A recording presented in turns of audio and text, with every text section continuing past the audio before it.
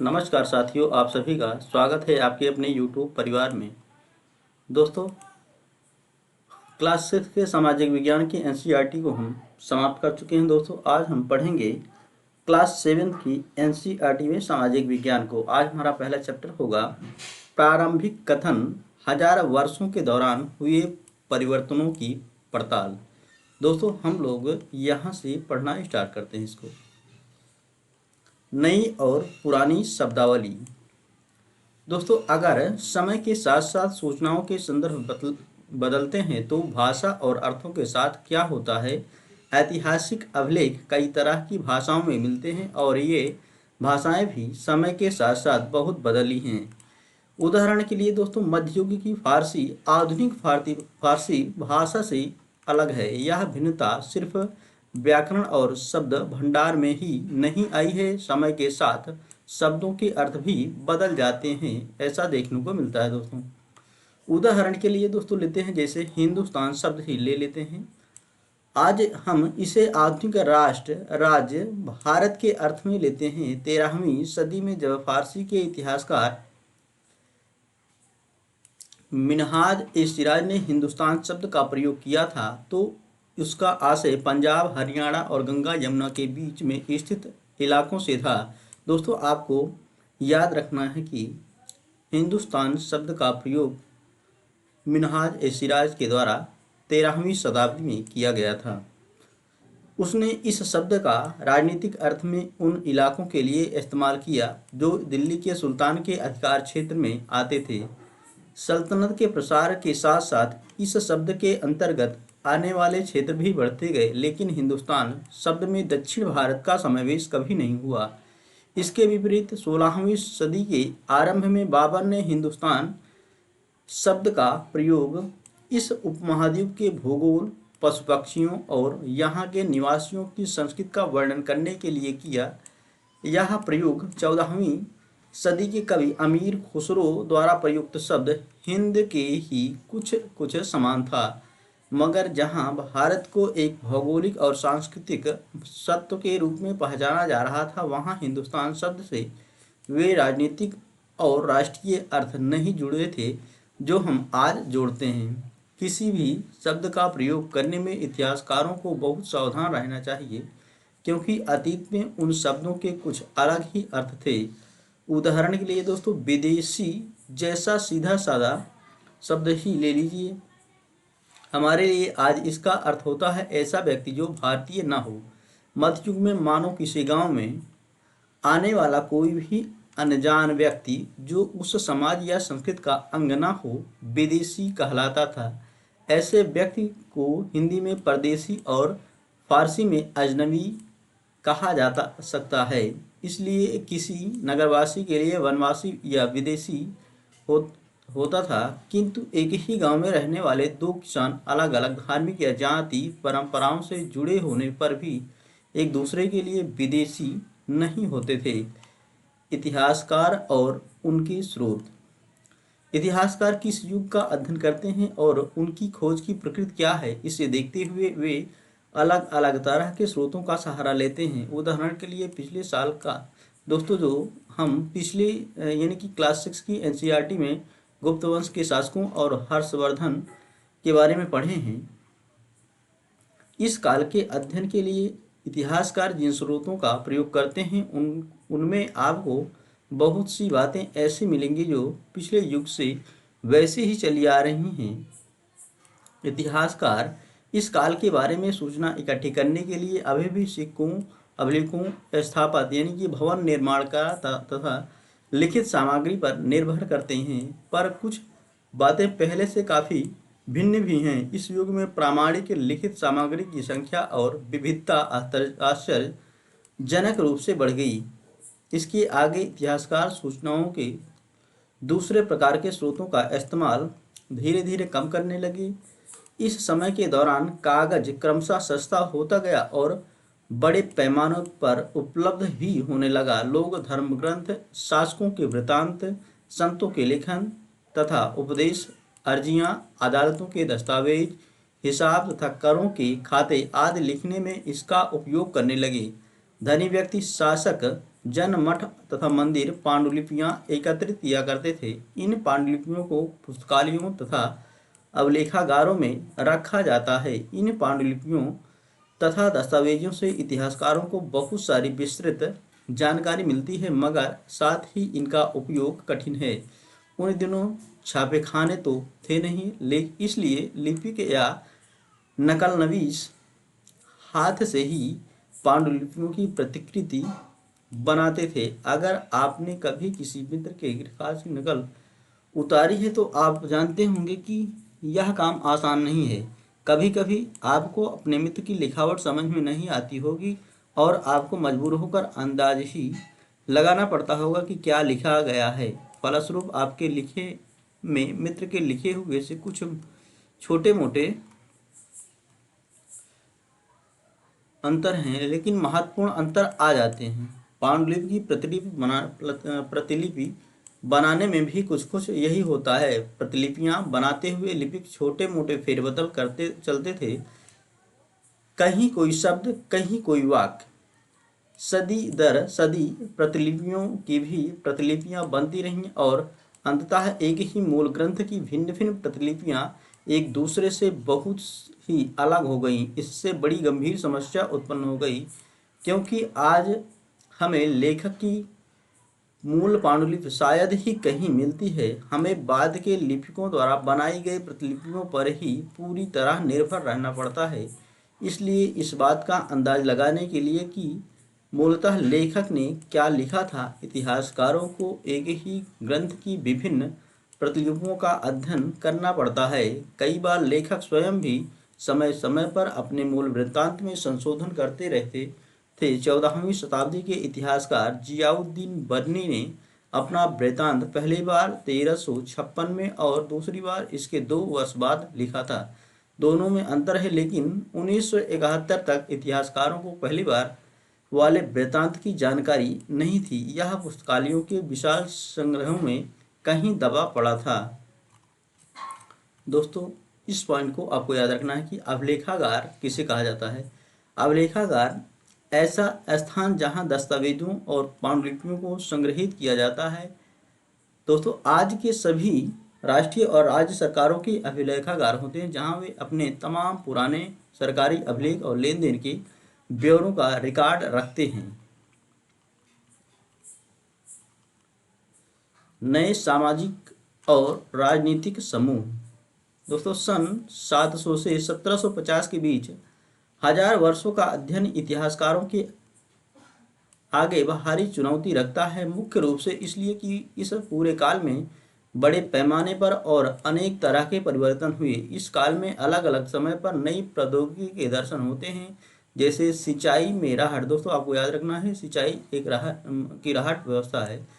कताई में चरखे और युद्ध में आग्नेयास्त्र यानी कि बारूद वाले हथियार का इस्तेमाल। इस उपमहाद्वीप में नई तरह का खान पान भी आया। आलू, मक्का, मिर्च, चाय और काफ़ी। दोस्तों, ध्यान रहे कि ये तमाम परिवर्तन, नई प्रौद्योगिकियां और फसलें उन लोगों के साथ आए जो नए विचार भी लेकर आए थे। परिणाम स्वरूप यह काल आर्थिक, राजनीतिक, सामाजिक और सांस्कृतिक परिवर्तनों का भी काल रहा। इस युग में लोगों की गतिशीलता, एक स्थान से दूसरे स्थान पर आना जाना भी बहुत बढ़ गया था। अवसर की तलाश में लोगों के झुंड दूर दूर की यात्राएं करने लगे थे।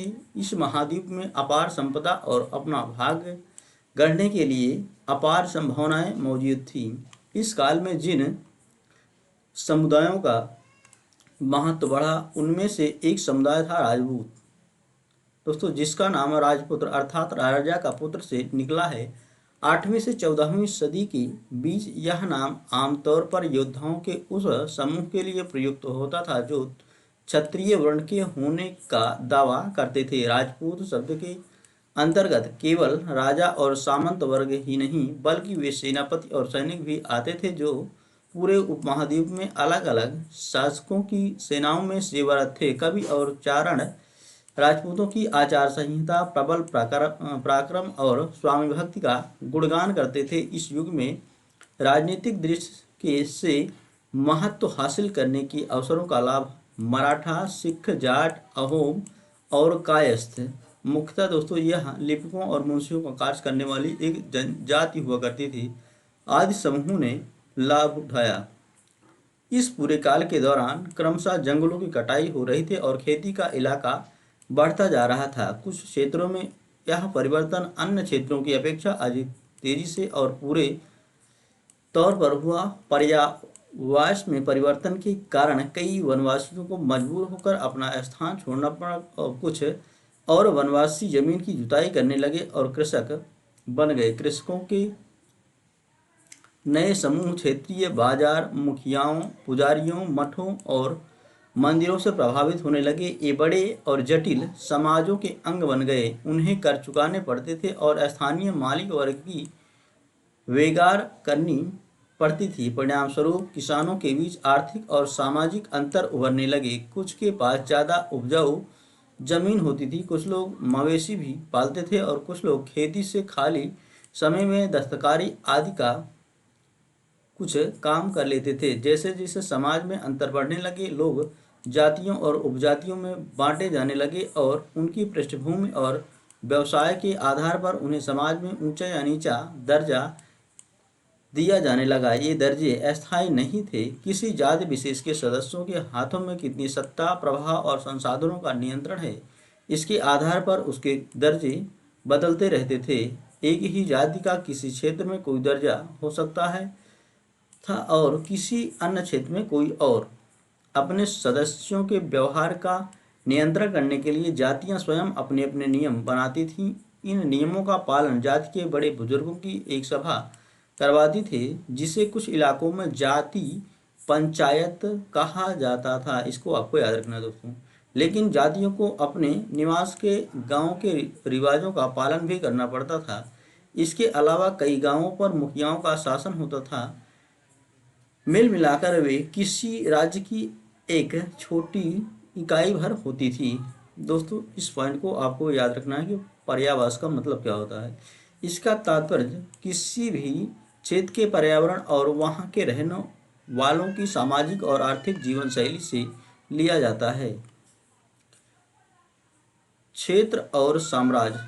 दोस्तों जैसा कि हम पढ़ेंगे चोल वंश अध्याय 2 में और तुगलक अध्याय 3 में या फिर मुगल 4 अध्याय में, जैसे बड़े बड़े राज्यों के अंतर्गत कई सारे क्षेत्र आ जाते थे। दिल्ली के सुल्तान गयासुद्दीन बलबन, दोस्तों इसने बलबनी वंश की स्थापना की थी सल्तनत काल में। यह इसका शासनकाल था 1266 से 1287 के मध्य की प्रशंसा में एक संस्कृत प्रशस्ति में उसे एक विशाल साम्राज्य का शासक बताया गया है, जो पूर्व में बंगाल जो कि गौड़ से लेकर पश्चिम में अफगानिस्तान के गजनी तक फैला हुआ था और जिसमें संपूर्ण दक्षिण भारत भी आ जाता था। गौड़ आंध्र, केरल, कर्नाटक, महाराष्ट्र, गुजरात आदि भिन्न भिन्न क्षेत्रों के लोग उसकी सेना के आगे पलायन कर जाते थे। इतिहासकार विजय अभियान के इन दावों को अतिशयोक्तिपूर्ण मानते हैं। साथ ही वे यह समझने की कोशिश में भी लगे रहते हैं कि शासक लोग इस उपमहाद्वीप के भिन्न भिन्न भागों पर अपने अधिकार का उल्लेख क्यों करते रहते हैं। सन 700 तक कई क्षेत्रों के अपने अपने भौगोलिक आयाम तय हो चुके थे और उनकी अपनी भाषा तथा सांस्कृतिक विशेषताएं स्पष्ट हो गई थीं। ये क्षेत्र विशेष शासक राजवंशों से भी जुड़ गए थे। इन राज्यों के बीच काफ़ी टकराहटें चलती रहती थीं। कभी कभी चोल, खिलजी, तुगलक और मुगल जैसी राजवंश अनेक क्षेत्रों में फैला एक विशाल साम्राज्य भी खड़ा कर लेते हैं। ये सभी साम्राज्य समान रूप से स्थिर या सफल नहीं हो पाते थे। 18वीं सदी में मुगल वंश पतन के ढलान पर था। फलस्वरूप क्षेत्रीय राज्य फिर से उभरने लगे। लेकिन वर्षों से जो सर्व क्षेत्रीय साम्राज्यों का शासन चल रहा था, उससे क्षेत्रों की प्रकृति बदल गई थी। उन पर कई छोटे बड़े राज्यों का शासन चलता रहा था और उन राज्यों की बहुत सी बातें इस उपमहाद्वीप के अधिकतर भाग पर फैले इन क्षेत्रों को विरासत में मिली थी। इस तथ्य का पता हमें उन कई परंपराओं से लगता है जो इन क्षेत्रों में उभरी थी। इन परंपराओं में कुछ एक दूसरी से भिन्न और कुछ एक समान हैं। ऐसी परंपराएं हमें हमें प्रशासन, अर्थव्यवस्था के प्रबंधन, उच्च संस्कृत तथा भाषा के संदर्भ में मिलती हैं। सन 700 से लेकर 1750 के बीच के हजार वर्षों में इन विभिन्न क्षेत्रों की प्रकृति एक दूसरे से कटकर अलग अलग नहीं पनपी थी। हालांकि उनके चरित्र की अपनी विशेषताएं बनी रही थी, मगर समन्वय की सर्वक्षेत्रीय ताकतों का प्रभाव भी उन पर पड़ा था। पुराने और नए धर्म। इतिहास के जिन हजार वर्षों की प्रतार हम कर रहे हैं, इनके दौरान धार्मिक परंपराओं में कई बड़े परिवर्तन आए। दैविक तत्व में लोगों की आस्था कभी कभी बिल्कुल ही व्यक्तिगत स्तर पर होती थी, मगर आमतौर पर ही इस आस्था का स्वरूप सामूहिक होता था। किसी दैविक तत्व में सामूहिक आस्था यानी धर्म प्रायः स्थानीय समुदायों की सामाजिक और आर्थिक संगठन से संबंधित होती थी। जैसे जैसे इन समुदायों का सामाजिक संसार बदलता गया, वैसे ही इनकी आस्थाओं में भी परिवर्तन आता गया। आज हम जिसे हिंदू धर्म कहते हैं, उसमें भी इसी युग में महत्वपूर्ण बदलाव आए।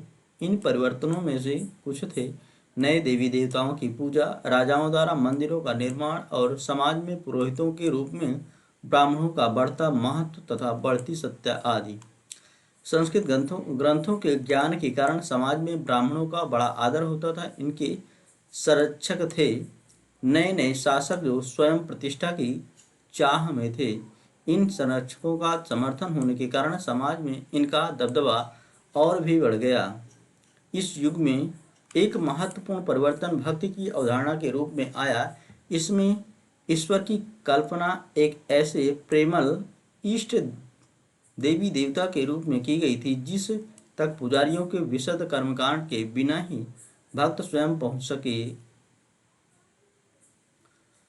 यही वह युग था जिसमें इस उपमहाद्वीप में नए नए धर्मों का भी आगमन हुआ। कुरान शरीफ का संदेश भारत में पहले पहल 7वीं सदी में व्यापारियों और अप्रवासियों के जरिए पहुंचा। मुसलमान कुरान शरीफ को अपना धर्म ग्रंथ मानते हैं, केवल एक ईश्वर अल्लाह की सत्ता को स्वीकार करते हैं, जिसका प्रेम, करुणा और उदारता अपने में आस्था रखने वाले हर व्यक्ति को गले लगाता है, चाहे उस व्यक्ति की सामाजिक पृष्ठभूमि कुछ भी रही हो। कई शासक इस्लाम और इसके विद्वान धर्मशास्त्रियों और न्याय शास्त्रियों अर्थात उलेमा को संरक्षण देते थे। हिंदू धर्म की ही भांति इस्लाम के अनुयायी भी अपने धर्म की अलग अलग तरह से व्याख्या करते थे। मुसलमानों में कुछ शिया थे जो पैगंबर साहब के दामाद अली को मुसलमानों का विधि सम्मत नेता मानते थे, और कुछ सुन्नी थे जो खलीफाओं के प्रभुत्व को स्वीकार करते थे। इस्लाम के आरंभिक दौर में इस धर्म का नेतृत्व करने वाले खलीफा कहलाते थे और आगे भी